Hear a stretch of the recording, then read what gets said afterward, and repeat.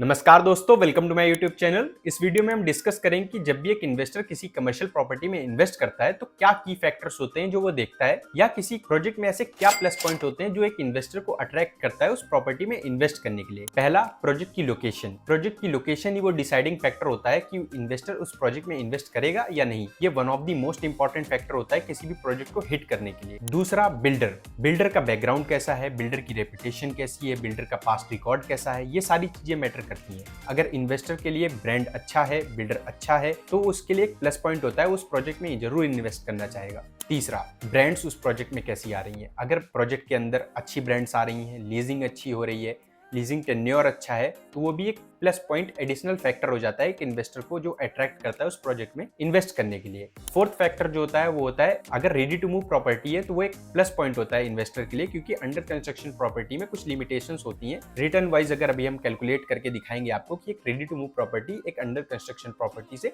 कैसे बेटर होती है। फिफ्थ जो इंपॉर्टेंट फैक्टर होता है वो एडिशनल होता है। अगर रेडी टू मूव प्रॉपर्टी है तो अगर उसमें इमीडिएट रजिस्ट्री भी हो जाए तो भी एक प्लस पॉइंट होता है। सिक्स एंड सबसे इंपॉर्टेंट फैक्टर जो होता है वो होता है रिटर्न। कोई भी इन्वेस्टर किसी भी प्रॉपर्टी में इन्वेस्ट इसीलिए करता है कि उसे एक अच्छा रिटर्न मिले। तो रिटर्न एंड एप्रिसिएशन ही वो मेजरली इंपॉर्टेंट चीज होती है जो किसी इन्वेस्टर को अट्रैक्ट करती है किसी प्रॉपर्टी में इन्वेस्ट करने के लिए। अगर ये सारी चीजें किसी कमर्शियल प्रोजेक्ट में एक साथ आ जाएं, ऐसे प्रोजेक्ट को ढूंढना बहुत ही मुश्किल होता है। लेकिन इस वीडियो में हम आपके लिए एक ऐसा ही प्रोजेक्ट लेके आए जिसमें ये सारी की सारी चीजें हैं और बहुत ही अच्छा प्राइस है। अगर इस वीडियो को आप पूरा देखेंगे तो आप इस प्रोजेक्ट में इन्वेस्ट करने के लिए जरूर मजबूर हो जाएंगे। मैं बात कर रहा हूँ प्रोजेक्ट गुलशन 129 की।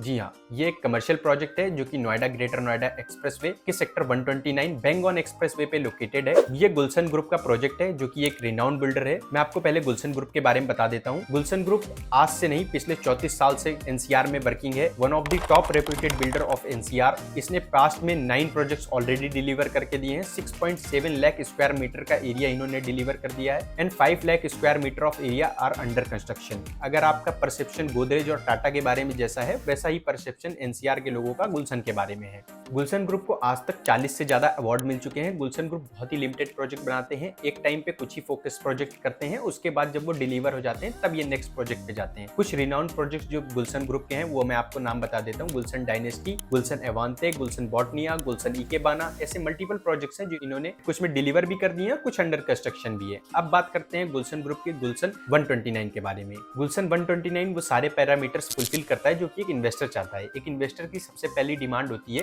कि प्रोजेक्ट की लोकेशन अच्छी हो। गुलशन 129 नोएडा ग्रेटर नोएडा एक्सप्रेसवे के सेक्टर 129 में पड़ता है और बेंगोन एक्सप्रेसवे पे लोकेटेड है। Noida greater Noida expressway multiple localities को आपस में कनेक्ट करता है। नोएडा को ग्रेटर नोएडा से दिल्ली एंड इसके अलावा आपको यमुना एक्सप्रेसवे से कनेक्ट करता है एंड इवन फ्यूचर में आपको इससे फरीदाबाद एंड गाजियाबाद एफएनजी के थ्रू कनेक्टिविटी मिलेगी एंड यमुना एक्सप्रेसवे पे बन रहे क्लोवर लीफ की वजह से आपको ईस्टर्न पेरिफेरल की भी connectivity Noida greater Noida expressway से इजीली मिलेगी। तो ये एक आपको एडिशनल बेनिफिट देता है कि क्यों आपको नोएडा ग्रेटर नोएडा एक्सप्रेसवे पे इन्वेस्ट करना चाहिए और क्यों ये एक अच्छी लोकेशन है। दूसरा, बिल्डर। गुलशन ग्रुप के बारे में आपको ऑलरेडी मैंने बता दिया है, तो अब चलते हैं थर्ड पैरामीटर के ऊपर जो कि है ब्रांड्स। प्रोजेक्ट में मल्टीपल ब्रांड्स है बट इन्वेंट्री बहुत ही लिमिटेड ब्रांड्स के अंदर बची हुई है। जिन ब्रांड के अंदर इन्वेंट्री अवेलेबल है मैं आपको उनके नाम बता देता हूँ। Modern bazaar, brand unlimited, kingdom of grills, Mama Goto, heads of hotel and इसके अलावा सेफ फॉन्टिया। ये 5-6 ब्रांड्स हैं जिनके अंदर अभी आपको इन्वेंट्री मिल जाएगी। तो ये हमारा थर्ड क्राइटेरिया भी फुलफिल हो गया कि अच्छी ब्रांड्स है with leasing tenure of 5 to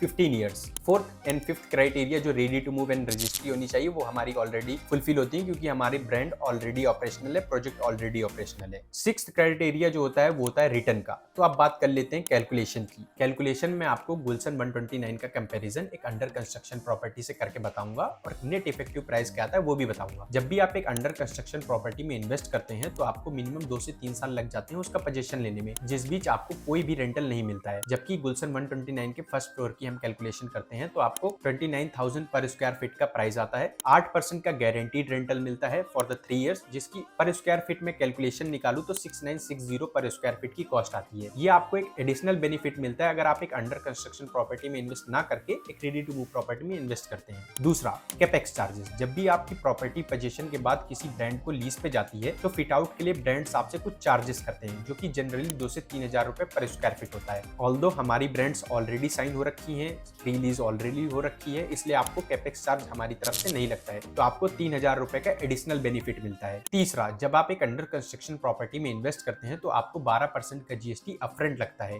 जबकि आप एक रेडी टू मूव प्रॉपर्टी में इन्वेस्ट करते हैं तो आपको कोई भी जीएसटी नहीं देना पड़ता है। तो आपको 12% का जीएसटी की अलग से बेनिफिट होता है। अगर मैं पर स्क्वायर फीट कॉस्ट निकालूं तो 3898 पर स्क्वायर फीट का एडिशनल बेनिफिट होता है। चौथा, जब भी आप एक अंडर कंस्ट्रक्शन प्रॉपर्टी को किसी ब्रांड को लीज पे देते हैं तो जनरली आपको 3 to 6 मंथ का एक कूलिंग पीरियड देना होता है, जिसपे वो अपनी फिट आउट वगैरह करते हैं, जिस बीच आपको कोई भी रेंटल नहीं मिलता है। जबकि अगर आप एक रेडी टू मूव प्रॉपर्टी में इन्वेस्ट करते हैं तो आपको ऐसा कुछ नहीं होता है, आपको डे 1 से रेंटल स्टार्ट होता है, आपको कोई भी कूलिंग पीरियड नहीं देना होता है। तो इसकी अगर मैं पर स्क्वायर फीट कॉस्ट निकालूं तो 1160 पर स्क्वायर फीट कॉस्ट आती है। ये सारी कॉस्ट अगर मैं 29,000 पर स्क्वायर फीट से माइनस कर दूं तो इफेक्टिव कॉस्ट जो आती है वो हमारी 13,982 रुपीज पर स्क्वायर फीट आती है। तो ये था कंपैरिजन एक अंडर कंस्ट्रक्शन प्रॉपर्टी वर्सेस एक रेडी टू मूव प्रॉपर्टी में। अब आप समझ चुके होंगे कि आपको क्यों एक रेडी टू मूव प्रॉपर्टी में इन्वेस्ट करना चाहिए कंपैरेटिवली एक अंडर कंस्ट्रक्शन प्रॉपर्टी के। बाकी अगर आप गुलशन 129 में इन्वेस्ट करना चाहते हैं तो दिए हुए नंबर पे आप हमसे कनेक्ट कर सकते हैं। बाकी किसी भी डिटेल के लिए आप हमसे प्लीज कनेक्ट कीजिए। किसी भी और प्रोजेक्ट से रिगार्डिंग